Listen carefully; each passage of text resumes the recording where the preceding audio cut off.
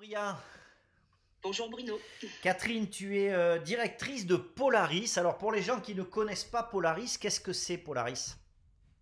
Alors Polaris, c'est un établissement de formation dans les métiers du travail social, de l'intervention sociale, donc accompagnement des personnes, depuis la petite enfance jusqu'aux personnes âgées, et également un gros pôle de formation sur les personnes handicapées, l'accompagnement D'accord. des personnes handicapées. Alors pour les gens qui ne connaissent pas, Polaris, c'est à Limoges. Enfin en tout cas, Limoges est la grande, euh, la grande couronne.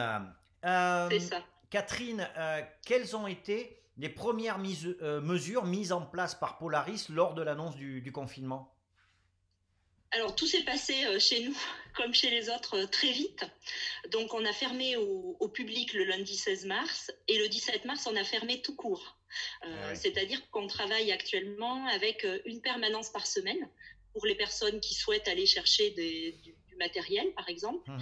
Tout le reste se fait à domicile. Donc notre premier objectif, ça a été de faire en sorte que tous les parcours de formation qui avaient été entrepris puissent être poursuivis et que l'on puisse continuer à accompagner tous nos étudiants, élèves, stagiaires vers la certification. Parce qu'il y en a qui se Bien sûr. rapprochaient en fait. Ouais, ouais, On en était tout près. Donc ça a vraiment été notre idée majeure. Et le premier souci a été de ne pas perdre le contact. ouais. Donc je dirais que les 2 premiers jours, on l'a fait un peu avec les moyens du bord. Et puis, dans le même temps, on s'est mis à connecter tout le monde parce qu'il faut savoir que le télétravail, c'était pas vraiment une habitude en fait Bien chez nous. sûr, bien sûr. Et on avait une grande partie de l'équipe qui n'avait pas accès à son poste de travail depuis son domicile. Ouais. Donc, il a fallu connecter tout le monde. Et dès la fin de la première semaine, en fait, toute l'équipe administrative et pédagogique avait accès à son poste de travail.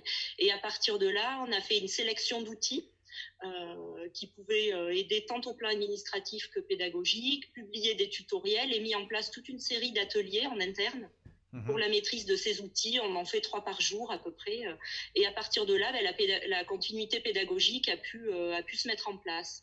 Alors ça, c'est du côté de Polaris. Est-ce que... alors j'ai beaucoup d'interlocuteurs en ce moment, hein, même dans les organismes de formation, où on me parle souvent de la fracture numérique, et notamment du côté des stagiaires, c'est-à-dire que on a un peu tendance à penser, moi le premier, que parce que les jeunes, ou les moins jeunes hein, d'ailleurs, ils savent se servir du téléphone, Facebook, etc., ils sont au point en informatique. Pas du tout, c'est-à-dire qu'au-delà du matériel, il y a aussi les histoires effectivement de maîtrise de l'outil, mais aussi les débits, la couverture. Ce sont des problèmes que vous avez rencontrés vous-même? Oui, oui, c'est-à-dire qu'aujourd'hui, on travaille plus que jamais, vraiment beaucoup, mais ça n'est pas facile et pour l'équipe, Mhm. que ça soit pédagogique, administratif, et pour les personnes formées. Ça, il faut Bien sûr. vraiment bien le prendre en compte.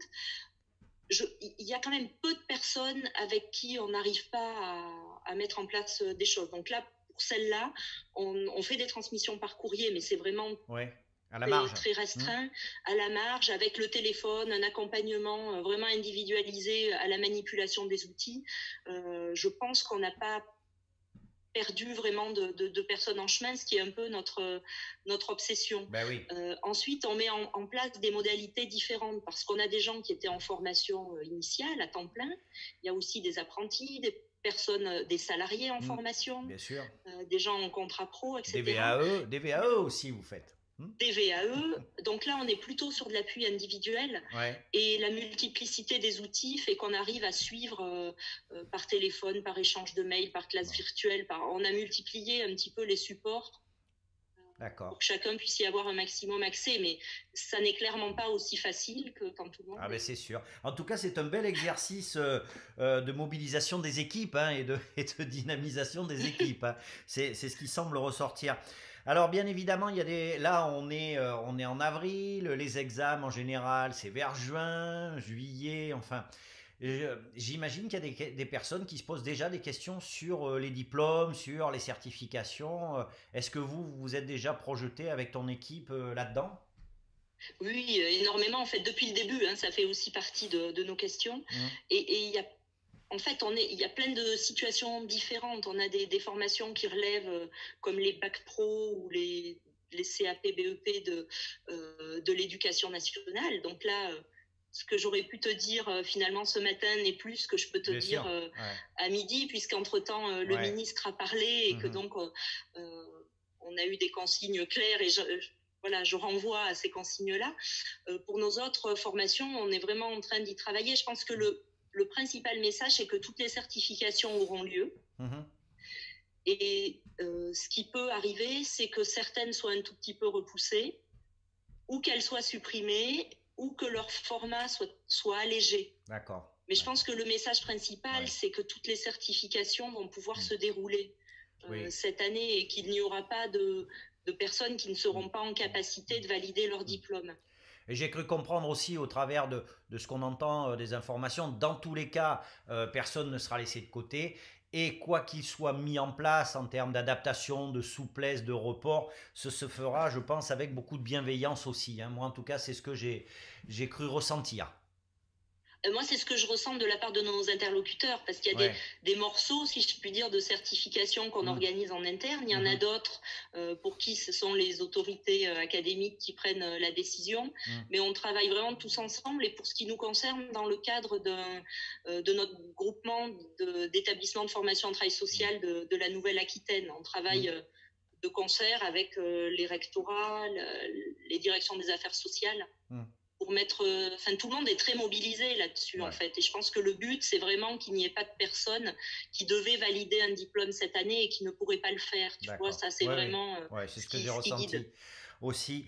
La même question se pose un peu pour les recrutements, parce qu'on est aussi en période de recrutement, et comment ça va se passer là pour les personnes qui à la fois ont déposé une candidature et puis celles qui envisagent d'en déposer une sans savoir ce qui va en advenir.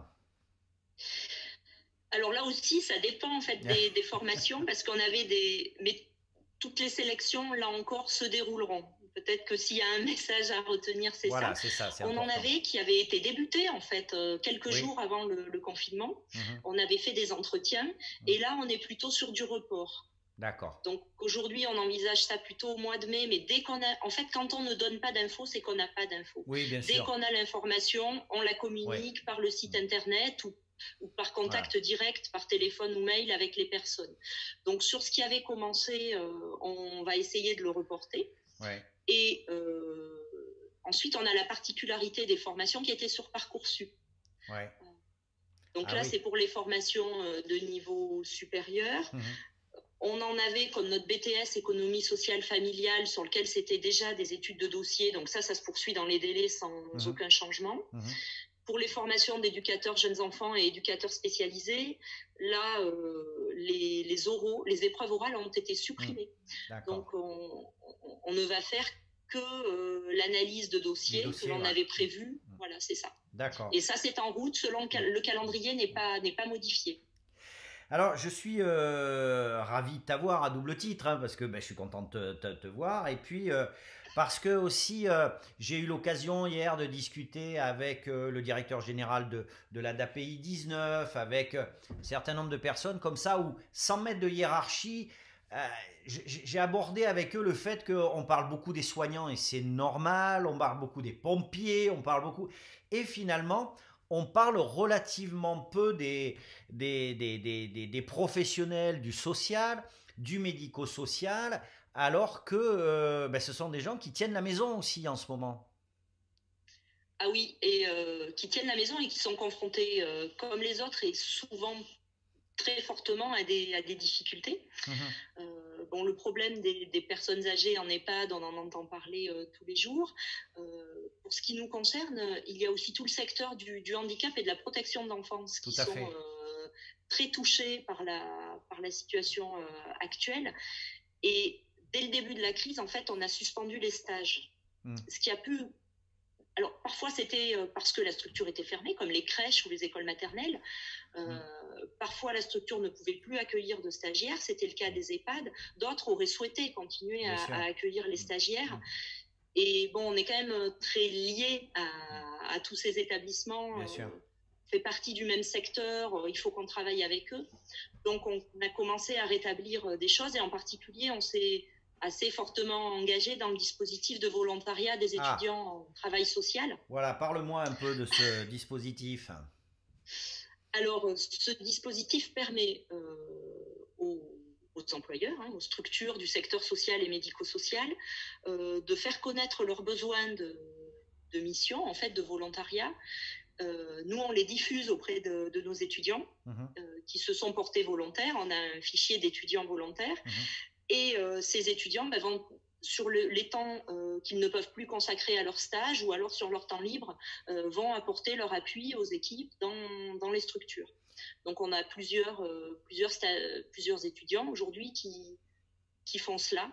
Et ça permet de continuer à travailler aux côtés de tous ces organismes avec lesquels on avait dû interrompre les stages. Ah, il faut que le grand public soit aussi conscient de ça, hein, parce que, une fois de plus le confinement va durer, plus la problématique des personnes en situation de handicap qui sont revenues à domicile, les jeunes qui ont été placés sous la responsabilité des conseils départementaux, etc., ça va devenir compliqué à gérer. Et les équipes qui sont eux-mêmes confinés parfois dans des structures avec du personnel qui peut être en garde d'enfants ou en maladie, et qui est très sollicité aussi. Donc c'est vraiment très compliqué dans ces structures-là. Et des équipes qui sont déjà en temps normal, je pense notamment à la protection de l'enfance, en difficulté, hein, parce qu'on n'imagine pas toujours. Donc un grand coup de chapeau à eux. Catherine, un dernier mot peut-être pour l'ensemble de tes collaborateurs, pour l'ensemble des étudiants alternants, stagiaires, avant de nous quitter.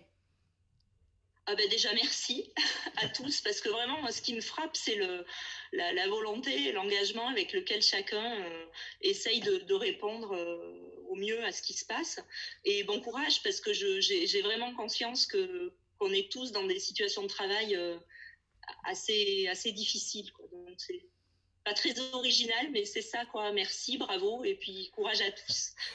Très bien, merci beaucoup Catherine Loubria. Je rappelle que tu es directrice de l'organisme de formation Polaris.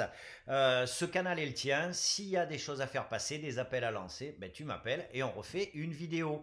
Merci beaucoup. Merci pour cette initiative. Merci beaucoup. Au revoir Bruno.